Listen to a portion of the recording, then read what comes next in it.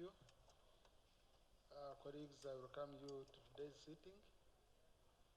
You can see some faces I've taken long without seeing.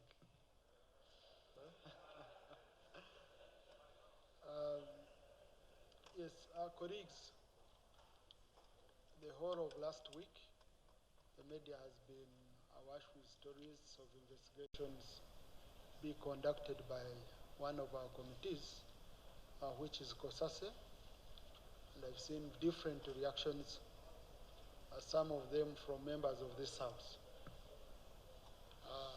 Members of this House making comments about committees, about the conduct of business in this House that would bring into disrepute the image of the House. And of course, as you all know, we derive our powers from Article 90 of the Constitution, and we are supposed to do our work. And also, when you look at Rule 208 of our Rules of Procedure, and also, in addition to Section 8 of the Parliamentary Powers and Privileges Act, we are supposed to be doing our work without interference. Of course, we must also do it responsibly. On some occasions, we might go overboard, but if there is any issue you have with the conduct of business in this House has a leadership.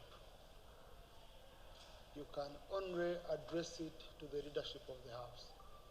And that leadership is not only the Speaker's office, but it also, you have whips, different whips. You have the lead of opposition, you have the lead of government business, for whom you can register any matter if you have an issue. So I want to caution those interfering with the way we are doing our work as a House, calling and threatening our members of Parliament, or trying to belittle this House when it's conducting its duty, that has to stop. We shall not allow anyone to impute ill motive on this House.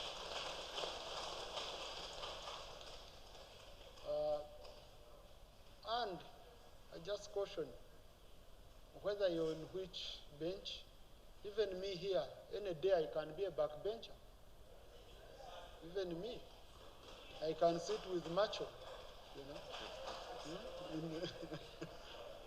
So, but colleagues, let's work together. Where you feel any excesses, and I want to urge anyone, where you feel any excess in terms of how the committee is conducting its work, kindly raise it with us. And I want to thank the Attorney General, who has been always, when he has any issue, the Attorney General, you won't hear him trying to question the integrity of Parliament anywhere. He calls the presiding officers. When we fail in our duty, then even if someone goes out, it would be understandable. So I urge you, colleagues, to protect the image of this Parliament, and next time, please don't force us to invoke our rules of procedure. We have disciplinary measures that we can take against anyone who tries to question or to impute ill motive on the operations of this House. The main issue which I wanted to talk about, we have a lot of business, but each one of us has a duty of protecting the image of Parliament, including the leaders when you're conducting your business. Committee members, also when you're in committees, please behave in a manner that protects the image of Parliament. But also where you feel, and you're a member of this House, that you have any issue, please raise it with us, and we shall ensure that each side is heard. Okay? Any reaction to my communication? I don't question the integrity of this House, where I am a member. I don't question the integrity of the committee of COSASE. it is good that you have said that I'm a culprit. There are cases when we are made to appear culprits. I had a program on NBS in Uganda. Equal, I've also read the English postings, and I'm wondering as to whether that was exactly what I said. Mr. Speaker, sir, I know it hurts. The committee of Kosase, in any case, is not only people, honorable members on your left. The bulk of them are members on your right, where I belong. I am an ex-official and I could attend, if I so wish, to attend any committee of parliament. Mr. Speaker, sir, on that ground then, if anybody made such writings, translating them from Uganda into English, to appear so slanderous and liberious and defamatory to the committee, I wish to stand here to apologize if they hurt the committee members and anybody else. And also call upon colleagues of this house for us to keep solidarity and the unity of this house. By the way, we would come up and apologize the way I've done. I've read the story. Thank you so much, Mr. Thank Speaker. you for being an honorable gentleman. That's how we behave in this house. Yeah, thank you. But Honorable Nwaga, I haven't allowed I thought you allowed me. Okay, now I've allowed you. You pointed to me and I formalized your... Most obliged, Right Honourable Speaker. I thank you, Right Honourable Speaker, for the guidance you've given, but I would also implore members to critically examine and appreciate Rule 216, Sub-Rule 2 of our Rules of Procedure. You can read it for them. Yes, for the avoidance of doubt. Evidence or a document received by a committee shall not be published or otherwise disclosed to any person other than a member of parliament until the report of the committee is presented to the House. It is important, honorable colleagues, that once a matter is still under investigation before any committee, it is important that we do not go to the media to discuss the matter that is still being discussed. It is only when a report has been presented to the House that each and every one of us is free to go to the media and discuss and get opinions from everybody like that. But once a matter is still under investigation, I would implore members, both from this side and that side, to try as much as possible to restrain yourselves from discussing matters that are still pending investigation. That's the counsel I wanted to give. Thank you. The senior colleague in this house has guided very well. That's why I said we have to behave responsibly. Because sometimes, you know, we go out after an MDA has appeared before the committee, then we make very strong statements to the media, which statements we could not make in the committee. But also on certain occasions, you find that statements are made about people, and in the end, the reports come when they are different. That's why we implore you to focus. Okay? Focus. But as a leadership, we shall also be meeting the leadership of committees to handle this issue. But the caution I give is simple. If you are dissatisfied, if you have any complaint on how the committees of parliament are doing their work, this house has a leadership. Reach out to the leadership. Don't call members to the extent of members starting reporting death threats against each other, as if we can turn against each other in this house.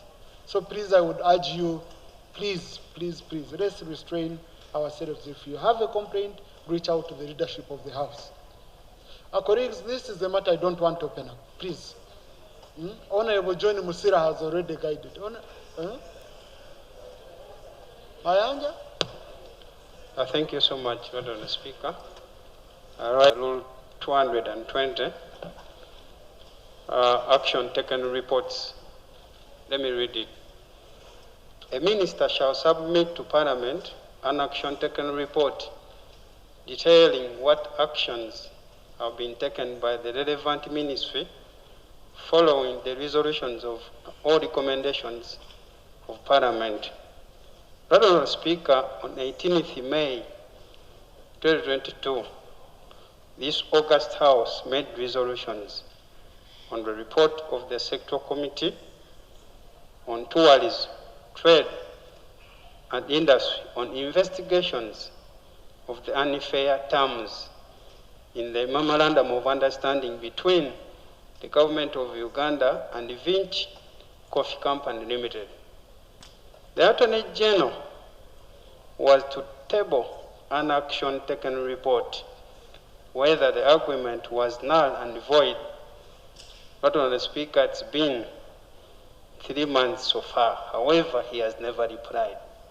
But on the Speaker, surprisingly, the Attorney General, before reporting back to the House, the Managing Director of Uganda Coffee Development Authority, Dr. Emmanuel Lyamulemi Niyibingira, on Thursday, 14th July 2022, in newspaper, a government newspaper, New Vision, made an advert of a bridged notes of expression of interest under open international bidding, inviting companies to show expression of interest for provision of transaction advisory service for the establishment of a soluble coffee processing plant in Uganda. Honourable Speaker, That's a point of procedure. Yeah. Want it to be proceeded right, the Attorney General to table an action taken report immediately. 2, the Attorney General to table all existing public-private partnership agreements. And lastly, Minister for Agriculture to present a statement on the terms and conditions in the mentioned advert. Thank you. Thank you. Honourable colleagues, I gave my guidance last week on point of procedure because I found we were abusing the point of procedure. I said point of procedure should only be limited to proceedings of the day. This is a matter you would have come to my office, Honourable colleague, as a presiding officer, or even to your leader, the leader of opposition, you share with him. And because it's a matter of the order paper, I would put the Attorney General on order paper, and he knows he's now on order paper, and he goes and he brings the report. So, colleagues, if you're raising a matter of procedure beyond the items on the order paper, please, you know you're out of order. So, Honourable colleague, I've taken your matter. I'm going to ensure that indeed we follow up on it. And what is supposed to be done is done. But point of procedure should be limited to matters on order paper for that day. Matter of national importance. On 21st August 2022, a total of 14 people were reported dead in West Nile.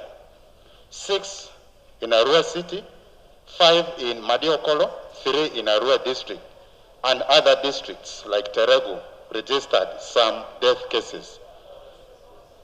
And some still admitted in a very critical condition in Arua Regional Referral Hospital and other health facilities for consuming suspected poisonous local made waragi branded as CT5, yet uncertified by UNBS. Even carrying into Parliament, simple things like newspapers are not permitted. And I see a member trafficking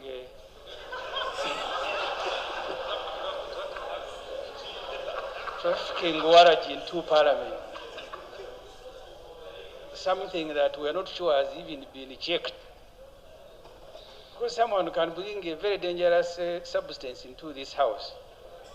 So is the member in order, Mr. Speaker?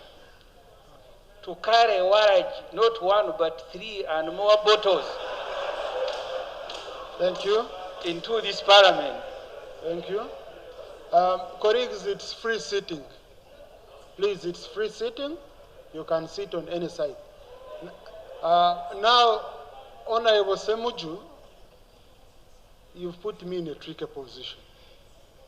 I don't know whether the member is carrying waraji, whether he's carrying water, because we are around water here.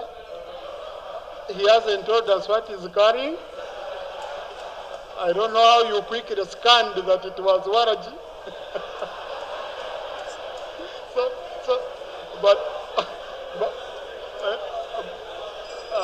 But remember, hey, you man, I'm helping you now. You.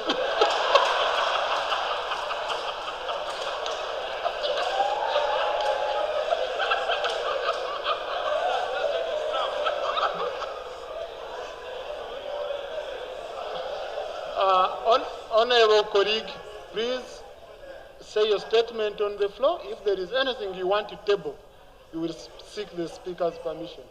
You don't need bottles. Thank you very much, Right Honorable Speaker. Thank you very much, Right Honorable Speaker, for protecting me. What I have carried, I don't know the content. I have carried something that is suspected to be killing people. And I don't know if it is waraji, if it is poison, if it is alcohol, but I want to table it for Parliament to examine.